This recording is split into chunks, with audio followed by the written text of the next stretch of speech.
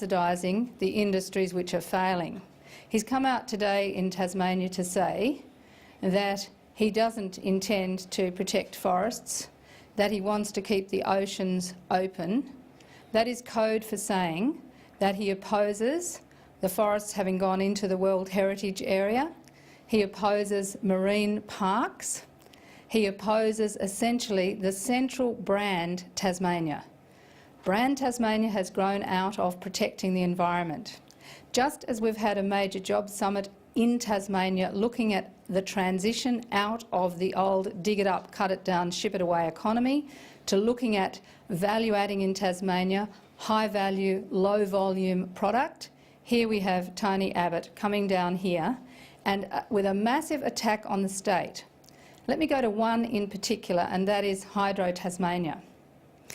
81 cents in every dollar that the hydro earns goes to the state government. The abolition of the price on pollution would have a disproportionate impact on Tasmania.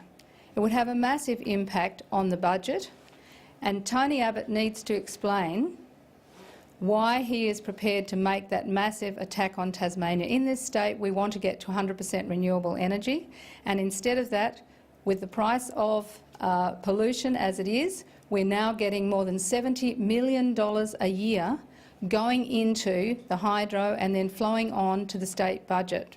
Tony Abbott will remove that, and it's incumbent on him to explain exactly how that revenue would be replaced by his going back to subsidising the old economy and slowing down the transition to the low-carbon economy. Tony Abbott has said he wants to keep the Antarctic as a central focus for Tasmania. Well, it already is a central focus for Tasmania. It's fantastic. We've got about 10,000 scientists working here in Hobart and building our reputation and hoping to attract more countries to come and use Hobart as their Antarctic base. But rather than just state the obvious, what Tony Abbott needs to say is, will he do as the Greens are suggesting, and that is invest in the Antarctic division. The Antarctic division has been cut year in, year out, and it needs more investment dollars.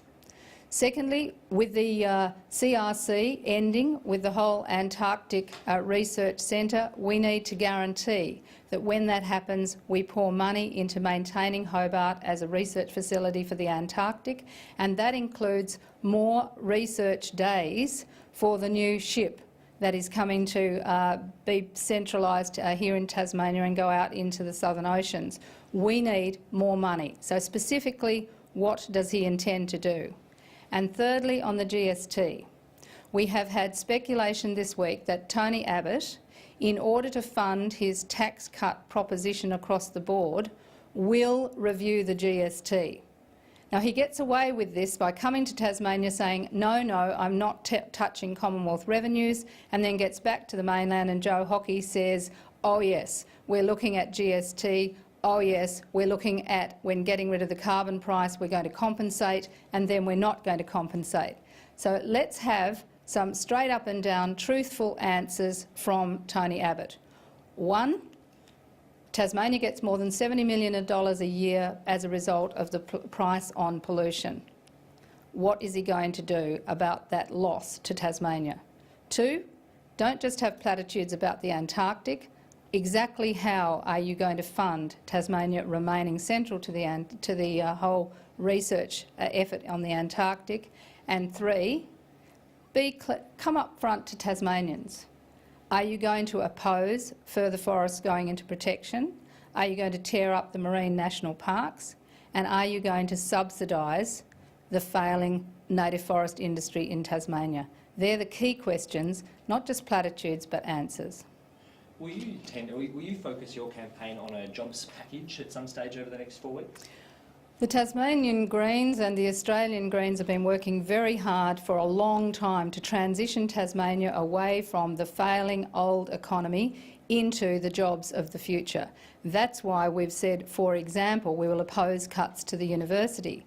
It has a disproportionate influence in a state like Tasmania where we only have one university. We need to oppose those cuts to universities for a start.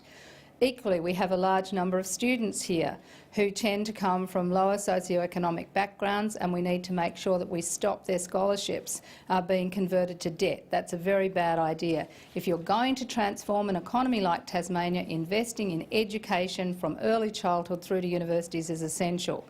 Having said that, Peter Whish-Wilson, my Senate colleague who's up for election this year, has released a comprehensive strategy for the Tasmanian economy, saying let's look at what Tasmania should be like in 2030, and central to that is of course maintaining our commitment to the rollout of the NBN here. It is about massively investing in the new economy in brand Tasmania, and yesterday I announced the Greens small business strategy to actually provide a company tax cut to small business, which will also be very strongly appreciated in Tasmania, where we have a large number of small to micro businesses. So yes, we have a strategy for Tasmania. We have not only a vision but a plan to back it. What you get from the Liberal Party, and it's ironic that he talks about Labor Green, he doesn't talk about Liberal National. The Liberals have never governed as a majority.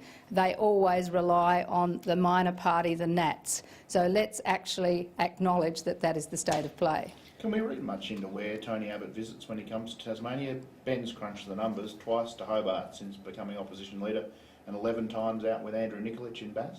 Oh, look, it's very clear that both the Labor and Coalition are fighting in this election for Braddon and Bass. The Labor Party's pitch to Braddon has been to completely reject the Australian Heritage Commission advice and to go for mining the Tarkine, because that is legacy thinking, but they know that that is the kind of thinking that they think will hold them Braddon. That's what it's about, and they're prepared to sacrifice the Tarkine, and so is Tony Abbott. Equally, Bass is one of those seats which tends to be one you can look at as which way the country's going, and both of them are fighting to try and hold Bass. But it's not going to impress Bass to have both major parties attacking university funding, because the university is central to business prosperity in the north just as much as it is in the south. Tony Abbott is calling for a special economic zone, for Tasmania to be a special economic zone. What do you make of those calls? Well, what I'd like to know, rather than just talk of a special economic zone, what is the central philosophical view about that central economic zone? Because all Tony Abbott has said so far is that he wants to take Tasmania back 30 years and make his economic zone one of destroying the Tarkine, not carrying on with the work that has been done on marine national parks. He's very vague on the Antarctic, but he's very specific on wanting to subsidise the old economy. That is not an economic zone which is going to be futuristic, which creates jobs. It is an economic zone which will be a drag on the national economy because it'll be fully subsidised.